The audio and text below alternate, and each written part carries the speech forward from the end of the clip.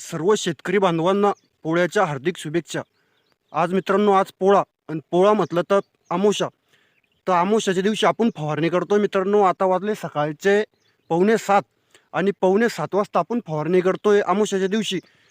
तर अमावस्याच्या दिवशी फवारणी करणे गरजेचे काय मित्रांनो?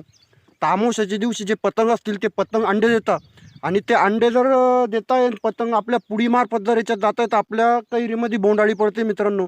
त्यासाठी पोळा आहे आज आणि अमावस्या आहे, तर अमावस्याच्या दिवशी फवारणं गरजेचं आहे। तुम्ही पाहू शकता मित्रांनो, आता वाजले 6:45 सकाळचे आणि आपण आलोय सकाळी सकाळी फवारण्यासाठी। तुम्ही पाहू शकता ही आपली कपाशी आहे आणि कपाशीला आपण फवारतोय मित्रांनो।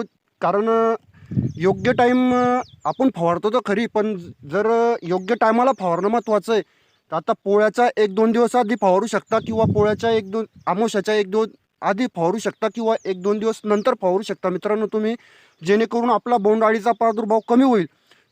अशा रीते पाहू शकता तुम्ही। तर आपण बोंडअळीसाठी फवारणी करतोय आणि सकाळी सकाळी आलोय मित्रांनो। बरेचसे आपले बांधव दुपारी उन्हात फवारतात, तर उन्हात फवारून काही फायदा नाही मित्रांनो। फवारताना 2 काळजी घेणे, एक जमिनीमध्ये ओलावा असणं गरजेचं आहे आणि ऊन दुसरं। तर ज्या टायमाला आपण ऊन पडतं तर फवारणं टाळा मित्रांनो। जर सकाळचा तुम्ही सकाळी या आणि 10-11 पर्यंत फवारा आणि संध्याकाळी डबल 4च्या नंतर फवारू शकता। व्हिडिओ आवडला शेअर करा, लाईक करा आणि सबस्क्राईब करायला विसरू नका।